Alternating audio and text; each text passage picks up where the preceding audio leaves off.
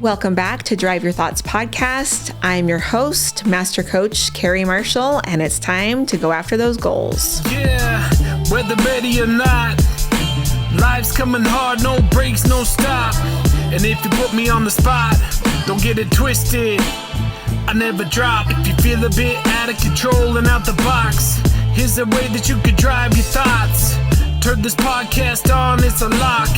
Carrie Marshall on the clock.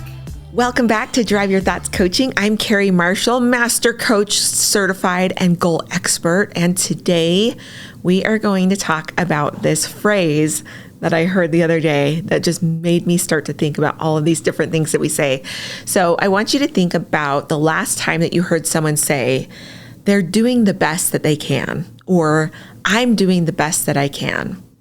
Well, today what I want to talk to you about is how we can actually know if that's true or not for ourselves.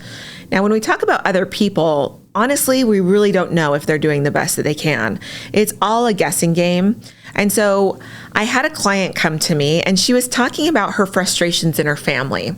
Her son is a football player in high school, and she said, I'm just feeling so much tension in my home because my son says he's doing the best that he can, but my husband says he's not, and he's getting frustrated and he's pushing him, and he comes home from work and the first thing out of his mouth is to tell my son what else he needs to do. And he hasn't even asked my son what he has done. And so she kept saying he's doing the best that he can. And I said, how do you know if that's really true? Now, at first she got a little defensive, like I was taking her husband's side. And I said, no. I don't know. I don't know even how to measure how my clients are doing the best that they can. So how do you know that he's doing the best that he can? And she kind of sat and said, well, I can tell that he's tired after practice. I can tell this. He says that he's really working hard. And I said, have you ever asked him to kind of do a self-evaluation? And she said, no, I've never done that. So interestingly enough, her son's there. She's like, let me go grab him. So I actually got to coach her son. And here's the process that we walk through. And I want you to walk through it. Now, why is this important? Because oftentimes what we're doing is we're lying to ourselves about the possibility and potential that we have when we're going after our goals. So her son had a very specific goal with football and where he wants to be at the end of the season. So he's taking action, he's showing up, he's doing the games, he's doing the practices. But what I wanted to do was walk him through this self-evaluation. Now, the reason that it needs to be a self-evaluation is no one can tell you if you are the best that you can be. Now, I always say that there's room for potential and possibility with everyone. But I do think that we reach a threshold of what we are capable of doing in that time. And so let me talk a little bit about that. So I want you to think about, and this is from a book called The Big Leap by Gay Hendricks. I really recommend this. You know I love books. I'm going to recommend all the best books, but this is one that you absolutely want to get. And you probably want to get in hard copy because you want to make a lot of notes, but it's a great book, The Big Leap by Gay Hendricks. But what he talks about in this book is that you essentially have a set point. Think about a temperature gauge that we're all set at. Now, your temperature gauge might be set at a lower gauge than you want to. That's okay. You can raise your temperature or your possibilities, what you're capable of, but it has to be very intentional. And so the first thing that we want to do is we want to get really clear about where we think our temperature gauge is set at. So for instance, with football, this young man was showing up for practice. He was going to the games, but we wanted to do a self-evaluation. So here's a couple of things that I talked him through. So the first thing that we did is I wanted to say, how do you know if you're doing the best that you can? What do you gauge that by? And so he gave me a couple of things. I'm showing up for practice. I know the plays. I'm listening to my coach. I'm showing up for games. And so that was the gauge of how he was gauging if he was doing the best that he could. Now, I know for a fact that his dad's gauge was very different. And that's why we can see that one person might think that they're doing the best that they can and another person doesn't. Now, who's right? once again, it's all thoughts and beliefs that we're having. And so we want to make sure that when we're checking in with ourselves, we ask ourselves, do I like the gauges that I'm using? So if you're going after a goal right now, I want you to just think about how you're gauging how you're doing in the goal. So ask yourself, what do I have checkpoints with that I can actually say, like, did I do this? Did I do that? So for instance, there's several things that I do every single day, but I can't just do a check mark of did I do them? So for instance, I read, I work out, I drink water, and I follow a plan, like an eating plan. Now I can read and be really distracted. I can work out and maybe not sweat or maybe not feel like I'm pushing myself. So do you see that the gauges sometimes need to be elevated from just I did the thing? Now, notice that the high school football player, his gauge really was just, I did the thing. Now, is that the best that you can do? Usually not. And so what I want to offer for everyone is if you're just using a checklist to gauge if you're doing the best that you can, your gauge is probably off and we need to adjust it just a little bit. So start to think about how you actually want to gauge. So what I like to say, for instance, let's use reading as an example. When I'm reading for education and for motivation, I don't just say I need to read like 10 pages a day. I actually go back and say, did I find 3 different concepts that I liked that I could expound on? And did I have at least one new idea while reading that? If I didn't, I have to go back and read it again, the same 10 pages. This can be frustrating at times because I've had to go back and read the same 10 pages like 50 times, or enough that it made 50 pages, so 5 times. Now, why do I do that? Because if I'm doing the best that I can, I'm going to get my 3 concepts and 1 ideas. It's going to happen.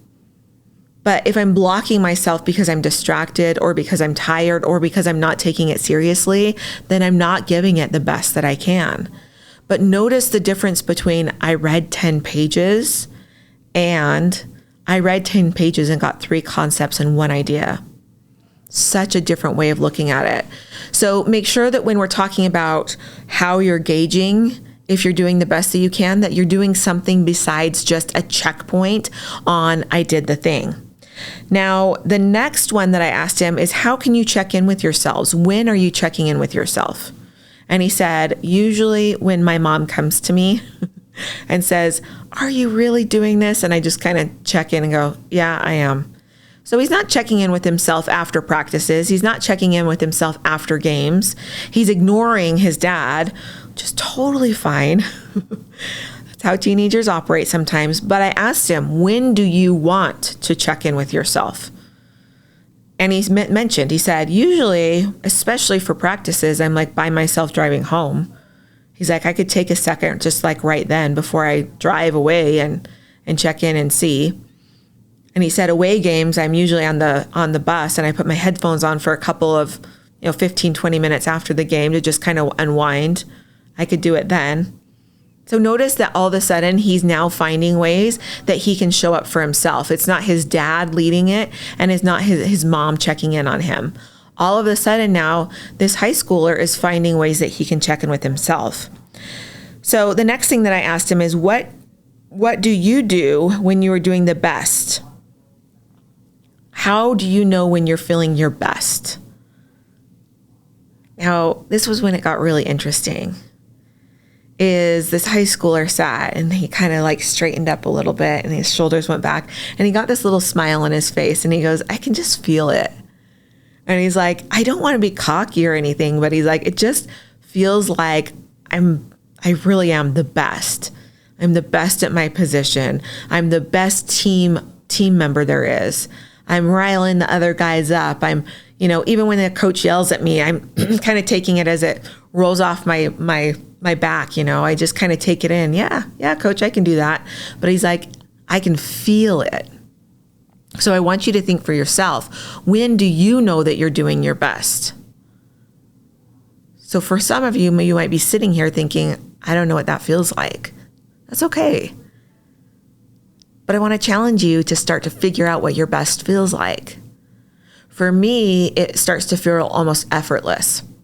I was speaking several weeks ago and I got on stage, and I always have a little bit of nerves getting on stage. At this event, I had about 2,000 people I was speaking to. And so I get up, I'm a little bit nervous. I get the little bit of the nerves going. I start off, and then about 2 minutes in, effortless happens. It just starts to flow. I don't really know what's on my slides. Because I'm just flowing with the slides. It's not that I'm not ignoring the slides or anything, but it's just like it's flowing so well. So what does your best feel like to you? Now, here's a part that we really don't talk about, but this is the main thing that I wanted to mention with this high schooler is, what do you do when you fall short? So when we're talking about being your best, we also have to plan for the worst. We've talked about this before. So how do we know when we're falling short, and how do we talk to ourselves in those moments? So this high schooler told me, I start to make really dumb mistakes on the field, like lining up in the wrong position. He's like, I did that. Like, I knew I wasn't my best. It's like, but then I start to tell myself that I'm bad. This is never going to work. Everybody's seeing my mistakes. I'm going to be made fun of at school. And he's like, and it just gets really, really heavy and dark for me. So we have to have a plan, an execution plan when we're falling short. We can talk about being the best. We can talk about, setting yourself up for success, but we also have to talk about failing and going through a process through failure, because we've talked about this so many times on the podcast, but it's so important that we have a way of getting out of it. Because what happens is, if we continue to fall short, we're going to continue to beat ourselves up. It's going to be harder to show up. And then most of the time we're going to disengage. So make sure that you have a plan and how you identify when you're falling short. I start to kind of close in on myself.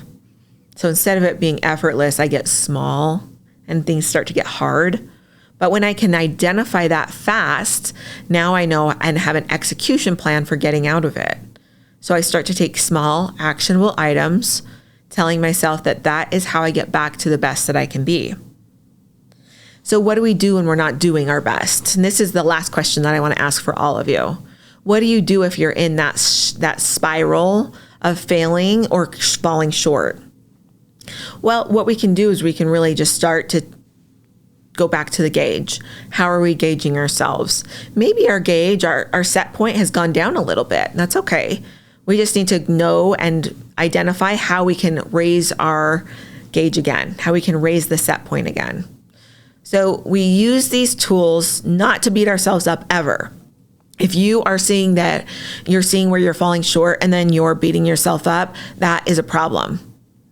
And these are all opportunities for awareness, not opportunities to beat the crap out of yourself. So I want you to really think about, when you say you're doing the best that you can, is that true? I hope that often it is. I hope that you're worn out from being the most exceptional human being that you can. But I want to offer that when you're raising your set point, you're going to notice that you're going to raise it for a little bit and then it's going to fall a little bit. Because that's what happens, is we're trying to go past what we think our potential is, and then we're going to come back a little bit. But what happens is every time we do that, we raise that set point. We raise what we are capable of. So when I noticed this, and I was talking to this high school student, he said, I hate to admit it, but I'm not doing the best that I can.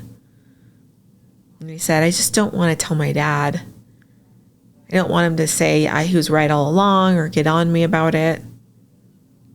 And I asked him, what is the most exceptional thing that you could do right now for yourself? And he said, my best self would own up to the fact that I'm not doing my best. My best self would go and talk to my dad and have the conversation and say, I'm not doing my best and I'm embarrassed and I'm a little bit ashamed about it and I know I can do better. And he said, my best self would ask my dad for help.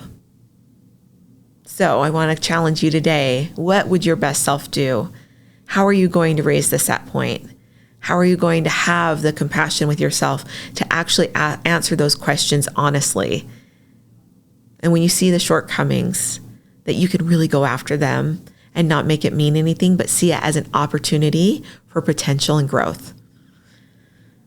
I hope that this has been helpful for you today. And I really want to help you out with all of this best that you can be. And so I'd love for you to follow me over on Instagram at Drive Your Thoughts Coaching. I love helping people out over there. I love being able to get into conversations and DMs and with questions and coaching. So come and follow me at Drive Your Thoughts Coaching, and we'll see you next time. Bye. Thanks for listening to this podcast episode. If you're ready to get in the driver's seat of your own life, you can come and follow me at Drive Your Thoughts Coaching on Instagram, or come and see more ways to work with me at driveyourthoughts.com. Yeah, whether ready or not, life's coming hard, no breaks, no stop. And if you put me on the spot, don't get it twisted, I never drop. If you feel a bit out of control and out the box, here's a way that you could drive your thoughts. Turn this podcast on, it's a lock. Carrie Marshall on the clock.